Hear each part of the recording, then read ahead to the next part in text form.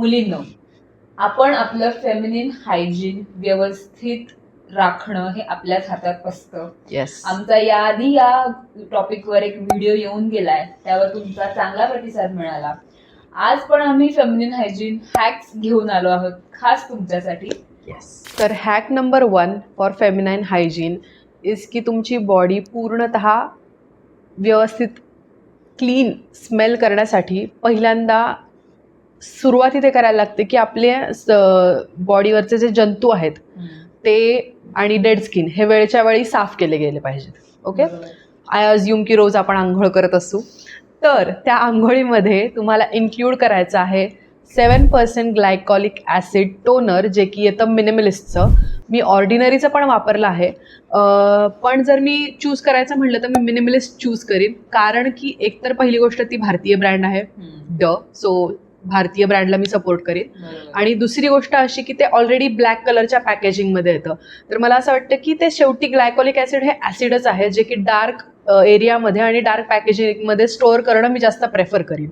आणि ऑर्डिनरीचं जे ग्लायकॉलिक ॲसिड येतं ते क्लिअर पॅकेजिंगमध्ये येतं आणि त्याचं जे नोझेल आहे ते ड्रिप टेक्नॉलॉजीचं नोझेल आहे, म्हणजे त्याने ड्रिप होतं. पण ऑर्डिनरी जे पॅकेजिंग आहे त्याचं असं आहे की त्याने पण ड्रिप होतं, बट आय कॅन असं म्हणजे अशी ओपन करता येते ती बॉटल, त्याने टोनरसारखं तुम्ही यूजही करू शकता. तर हे तुमच्या आंघोळीच्या रुटीनमध्ये असायला हवं. ते कसं असलं पाहिजे, तुमचं जे बॉडी वॉश असेल, जर तुम्ही नॉर्मल बॉडी वॉश वापरत असाल ज्याच्यात कुठलाच ॲक्टिव्ह इन्ग्रेडियंट नाही आहे, तर त्या बॉडी वॉशसोबत तुम्ही हे मिक्स करा आणि हे आठवड्यातनं 1-2 वेळा वापरत जा, की जेणेकरून तुमचं केमिकल एक्सफोलिएशन बॉडीचं एकदम जंटल वेने होऊ शकतं. आणि दुसरं हॅक म्हणजे तुम्ही तुमचे आर्मपिट्स क्लीन करण्यासाठी हे जे टोनर आहे ते तुम्ही जर लावलं तर नॅचरली तुमची स्किनमधनं जर दुर्गंधी येत असेल तर आय अश्युअर यू की लिटरली 15 ते 20 दिवसामध्ये ते टोनर म्हणून अंडरआर्म्समध्ये वापराल तर ती दुर्गंधी कमी होईल आणि त्यानंतर तुम्ही परफ्युम्स वापरणं आणि डिओड्रंट वापरणं हे करू शकाल. So please include this gentle exfoliator in your hygiene routine. Nice. आता माझ्याकडे दुसरी फेमिनिन हायजीन हॅक अशी आहे की जर तुम्ही शेव इट अप गर्ल असाल माझ्यासारखी म्हणजे अशा मुली ज्या खूप वॅक्सिंग करत नाही आणि ते शेव करणं प्रिफर करतात, तर जेव्हा तुम्ही तुमचा इंटिमेट एरिया शेव करता आहात तेव्हा एकतर तुम्ही काळजी घेणं, हायजिनिक गोष्टी वापरणं. तर तुम्ही जे काही रेझर वापरत असाल ते तुम्हाला स्टरलाइज करायला पाहिजे असं मला वाटतं. अगदी.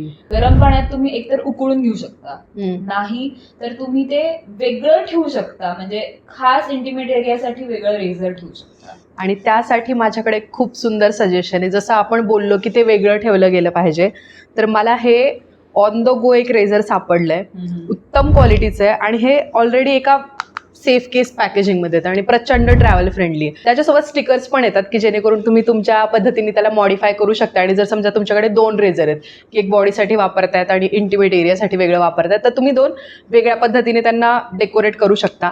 आणि हे अगदी इतकंसं छोटंसंच आहे आणि तुम्ही याला व्यवस्थित एका ठिकाणी ठेवलं की असं दिसतही नाही ना, म्हणजे कोणाला कळत नाही की हे काय आहे. द थिंग इज, पहिली गोष्ट तुमच्या वस्तूंमध्ये कोणी जायलाच नाही पाहिजे, बट त्यात पण कोणी गेलंच वगैरे तर हे तसं कळून नाही येत. आणि सेफली तुम्ही कॅरी पण करू शकता ट्रॅव्हल मध्ये सुद्धा. आणि जसं तू म्हणालीस की ते एक वेगळं राखलं जाणं ते होऊ शकतं. मला हे प्रचंड युजफुल वाटलं. It is a nice product compared to me जे काही वापरलेत त्या मानाने मला हे व्यवस्थित ठेवता वगैरे आलेलं आहे, मेंटेन करता आलेलं आहे आत्तापर्यंत. आता माझ्याकडे पुढची टिप आहे तुमच्या फ्रेश आर्मपिट्ससाठी. ते म्हणजे मी वर्षानुवर्ष झालं एक प्रोडक्ट आहे जे कायम रिपर्चेस केलं आहे, ते म्हणजे रेक्सोनाचं एक ग्रीन व्हेरियंट येतं डिओड्रंटचं. आता तुम्हाला सांगते ते ॲक्च्युली जे आहे, आय एम नॉट सेईंग की ते अतिशय जगातलं काय माहिती किती नॅचरल आणि अगदीच केमिकल फ्री असं प्रोडक्ट आहे, नाही येते तेवढं तसं काही, असतील त्याच्या लेवलचे केमिकल्स वगैरे काही, but I still do not have any problem. कारण की तो जो आहे ना तो एक असा लेअर बनवतो तुमच्या आर्मपिट्सवर, असा लेअर की जसं काय ऑलमोस्ट घाम पासच होणार नाही तुमच्या कपड्यापर्यंत. It somehow sucks everything. आणि जेव्हा तुम्ही परत आंघोळीला जाल ना, you can actually feel that product आणि तुम्ही तो रिमूव्ह करू शकता व्यवस्थित. बट द थिंग इज की तुम्ही तुमच्या कपड्यांवर स्पेशली जेव्हा आपण व्हाईट घालतो की इथे डाग ना पटकन दिसून येतो घामाचा इतर कलरपेक्षा. आणि आजकाल बरेच कपड्यांमध्ये पॉलिस्टर मिक्स असतो किंवा काही जण असतात की पॉलिस्टरचे खूप कपडे घालतात, त्यामध्ये तर पॉलिस्टरचा मुद्दाच असा आहे की तो घाम किंवा पाणी काही तो शोषूच शकत नाही, इट कांट अब्झॉर्ब एनिथिंग. तर तो असा इरिटेट होतो इथे स्किनला. जर तुम्हाला ते नको असेल, तुम्हाला ते अवॉइड करायचं असेल तर एक खूप छान लेअर म्हणून ते काम करू शकतं. कदाचित तुम्ही ऑफिसमध्ये जाणार असाल किंवा असं असतं ना की कार्यक्रमात जाणार असाल, तुम्हाला तुमच्या घामाचा वास नाही येऊ द्यायचा आहे दुसऱ्याला, किमान अशा वेळेला तुम्ही ते वापरू शकता. आणि इतर वेळेला कदाचित तुम्ही तुमचं काही DIY किंवा अतिशय काहीतरी केमिकल फ्री नॅचरल असं काही वापरायचं असेल तुम्ही वापरू शकता. पण सगळ्यांमध्ये आय थिंक कन्सिडर करायला लागतं, कारण की मी पण इसेन्शियल ऑइल वापरते, पण इसेन्शियल ऑइल्सच्या भरोशावर मी एखाद्या कार्यक्रमात नाही जाणार, कारण काही वेळाने ते डिफेड होऊन जातील. All right. त्याच्यामुळे जर तुम्ही जाणार असाल तर अशा वेळेला तुम्ही कन्सिडर नक्कीच करू शकता. ते roll on, I approve that. मी ते लिंक डाऊन करून देईल नक्कीच.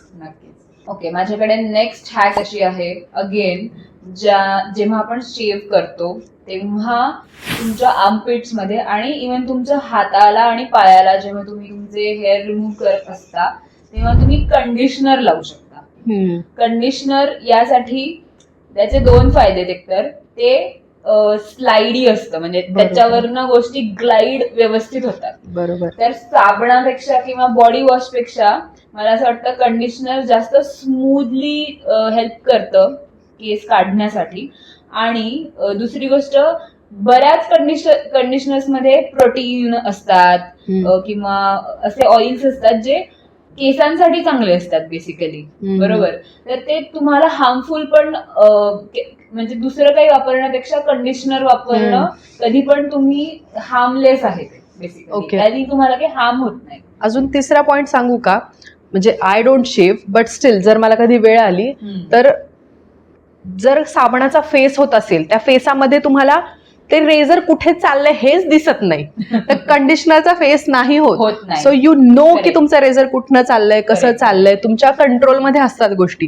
जेव्हा फेस असा थर तयार होतो, काहीच कळत नाही काय चाललंय, बाथरूम मध्ये केऑस होतो बाथरूम मध्ये. सो नको.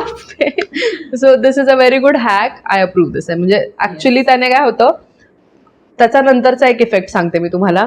स्ट्रॉबेरी लेग्स कोणालाच नकोयत. ठीक आहे. स्ट्रॉबेरी लेग्स म्हणजे नंतर जेव्हा तुमचे केस वाढणार असतात तेव्हा ते असे काटेरी वाढतात आणि तिथे असा एक होल तयार होतो, डॉट तयार होतो स्ट्रॉबेरी सारखा. तसा डॉट तयार होतो आणि ते रिपेअर करणं is a task all together. Been there done that. एकदाच झालं लाईफमध्ये आणि it needed so much dedication की 1-1.5 महिने मी ते स्ट्रॉबेरी लेग्स, म्हणजे कारण की मी रेझर ट्राय करत होती की कुठलं चांगलं आहे आणि तेव्हाच ह्याची डिस्कवरी झाली माझ्यासाठी. मला त्याच फेजमध्ये आय स्ट्रगल्ड विथ दॅट आणि समहाऊ मी ते रिपेअर केलं. पुढची आणि मला वाटतं सगळ्यात महत्वाची हॅक म्हणजे पॅन्टीज, आणि त्या कशा प्रकारे वापराव्यात. येस. आणि त्याचे काहीतरी नियम आहेत. हो. त्याचे rules. Panties rules. There are panties rule, they do exist. Let's talk about that. So very first rule will be, material कुठलं असलं पाहिजे? कॉटन. Pure cotton. अगदी आजीबाई सारख्या फुलांच्या, कॉटनच्या, लाईट कलरच्या आपल्याला चड्डूज घ्यायच्या आहेत. ओके. आणि याला तोडच नाहीये. ते बघायचंय की 100% कॉटन आहे का नाही. त्याच तुम्ही नॅचरल फायबर तुमच्या इतक्या इंटिमेट ठिकाणी वापरायचे आहेत. ओके. रूल नंबर 2, त्याचा साईज कसा असला पाहिजे? एक साईज मोठा असला पाहिजे. म्हणजे तुम्हाला जर L लागत असेल तर XL घ्या, M लागत असेल तर L घ्या, S लागत असेल तर L घ्या. You know the drill. Basically थोडं ब्रीदेबल हवं, असं टाईट नका घेऊ. Let that space take a breath. तुम्हाला तिकडे हवा खेळती राहिली पाहिजे. बरोबर आहे. रूल नंबर 3, पॅन्टीज धुण्याचा एक रूल आहे. Yes please. कशा धुवायच्या आहेत? स्वतःच्या हाताने, मशीनला नाही. हो. म्हणजे सगळ्या कपड्यांबरोबर तुमच्या पॅन्टीज तुम्ही टाकू नका मशीन मध्ये. मला असं वाटतं की हाताने धुवा. आणि जर तुम्हाला माइल्ड डिटर्जंट वापरता आलं धुण्यासाठी तर अजूनच बेटर. तुम्हाला स्वतःच्या हाताने धुतल्यावर, म्हणजे बेसिकली हे खूप कॉमन आहे पण दिस इज नॉट कॉमन, की आपले जे स्त्राव असतात शरीरातले ते सगळ्या कपड्यांबरोबर तुम्ही जर धुतल्या गेले तर ते that is not very hygienic. बरोबर. तुम्ही ते स्वतःच्या हाताने धुतल्यावर ते जास्त तुमच्या शरीरासाठी पण चांगलं आहे आणि दुसऱ्यांच्या आरोग्यासाठी पण ते चांगलं आहे. अग्री. आता रूल नंबर 4 का? 4. रूल नंबर 4, ते वाळवायचे कसे? उन्हामध्ये, कडक उन्हामध्ये. म्हणजे मला समजते की आपल्याकडे असं असतं ना की अगदी कोणाला कळलंच नाही पाहिजे. Even I am that woman की कोणाला माहित पण नाही झालं पाहिजे की what is what and what is going where. समजतंय मला, पण तरी सुद्धा हे महत्वाचं आहे की ते उन्हामध्ये, कडक उन्हामध्ये वाळलं पाहिजे. कारण की उन्हामुळे इतकं व्यवस्थित म्हणतो ना जंतुनाशक, हो जंतुनाशक आहे ते इतकं व्यवस्थित, ते प्युरिफाय होऊन येतील तुमचे कपडे. ते एकदा उन्हात वाळवले गेलेलेच पाहिजेत. जर तुमच्याकडे शेड असेल आणि ह्युमिड वातावरणात, मला माहिती की मुंबईच्या एरियामध्ये हा खूप मोठा प्रॉब्लेम आहे, but you still find out some option की कुठं तरी येत असेल तिथे थोडा वेळ येत असतील तिथे वाळत टाका कपडे. ते प्रेफर नक्कीच करा. आणि त्याच्यासारखं दुसरं काहीच नाही. म्हणजे इस्त्री बिस्त्री डझंट वर्क. जसं उन्हामध्ये कडक वाळलं गेलं पाहिजे ना, तसं दुसरं काहीच नाहीये. निर्जंतुकीकरण होणं फार गरजेचं आहे मुलींनो. आता एक pro tip, this is an additional tip जी की मी ओव्हर द पिरियड डिस्कवर केली आहे. ती म्हणजे tip number 5 about the panties. Seriously म्हणजे आपण पॅन्टीज बद्दल एवढा वेळ बोलतोय, सगळ्यांसमोर वाटलं नव्हतं, पण ठीक आहे. ओके, प्रो टिप इज की तुम्ही एकदा तरी ते समजा कडुलिंबाचं पाणी किंवा मिठाच्या पाण्यामध्ये किंवा मे बी एखादं इसेन्शियल ऑइल जे की टी ट्री इसेन्शियल ऑइल जे की निर्जंतुकीकरणासाठी वगैरे अँटीसेप्टिक आहे, अशा सगळ्या ऑइल्समधनं एकदा तरी ते तुम्ही कधीतरी काढा. म्हणजे महिन्यातनं मला असं वाटतं की 2 वेळा तरी तुम्ही कधीतरी ते धुताना वापरा, की तुमचे सगळे अंतर्वस्त्र जे आहेत ते तशा पाण्यातनं तुम्ही काढलेत आणि मग वाळायला टाकलेत. Specially you need to give that queen treatment to your panties as well, कारण की इट इज नीडेड. ते तुमच्या एवढ्या जवळच्या भागाबद्दल किंवा महत्वाच्या भागाची काळजी घेत आहेत, तर त्यांची काळजी घेणं आता आपल्याला करणं गरजेचंच आहे.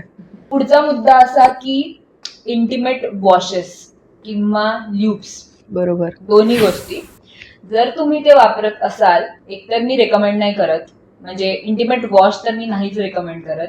ल्यूब्स आर फाईन जर तुम्ही ते वापरत असाल, पण ते पण तुम्हाला माहित पाहिजे की ते म्हणजे प्लीज ल्यूबच्या नावाने आता तेल नका वापरू. आय मीन सिरियसली, असंही मी बघितलंय and it's not a good thing to use. म्हणजे तुम्ही जर वापरणार असाल, there are actual products that are good for your intimate health, तसेच वापरा. आणि उरला प्रश्न वॉशचा, इंटिमेट वॉशेस जर तुम्ही वापरत असाल तर तो केमिकल विरहित असावा. एकतर आपला जो ऑर्गन असतो the vagina, it's self cleaning, तर त्याला कोमट पाणी किंवा थोडस warm water is enough to clean that.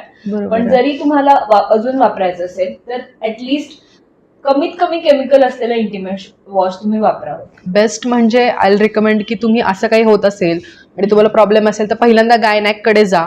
त्यांना माहिती, इफ बाय एनी चान्स तुम्हाला काहीतरी वेगळं वापरायची गरज पडते खाली क्लिनिंगसाठी, तर ते तुम्हाला व्यवस्थित काहीतरी एक सजेस्ट करू शकतील आणि त्यांच्या रेकमेंडेशन नंतर तुम्ही वापरणं इज अ स्मार्टनेस. तुमच्या मनाने काही एक्स्ट्रा क्लीन करण्याची गरज नाहीये. युट्यूब व्हिडिओजवर, इंस्टाग्रामवर हॅक्स जाऊन बघून आणि ते सगळं करण्याची गरज नाहीये. हो, पर्सन कॉल्ड गायनॅक आणि ते त्यासाठी डिग्री घेऊन बसलेले आहेत. सो येस, त्यांच्याकडे जा. आणि the biggest female hygiene hack has to be, तुम्ही ज्या कुठल्या शहरात राहता तुमची एक गायनॅक असलीच पाहिजे मुलींनो. You need a gynaec. तुम्ही जिथे, जर तुम्ही शहर कधी बदललं असेल किंवा तुम्ही जिथे कुठे राहता तिथे काही वर्ष झाली असतील, तरी पण तुम्हाला एक trusted gynaec, trusted, I mean it, trusted, कारण की there are very disturbing news all around की चुकीच्या पद्धतीच्या गोष्टी घडतायत. सो तुम्ही जेव्हा कोणाकडे जाणार असाल तर ते तुमचे ट्रस्टेड आहेत, ते चांगल्या पद्धतीने चांगली कामं करतात.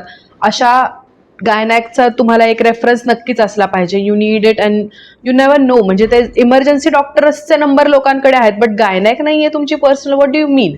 So you need a gynaec. तर या होत्या आमच्या खूप खूप खूप महत्वाच्या फेमिनिन हायजीन हॅक्स.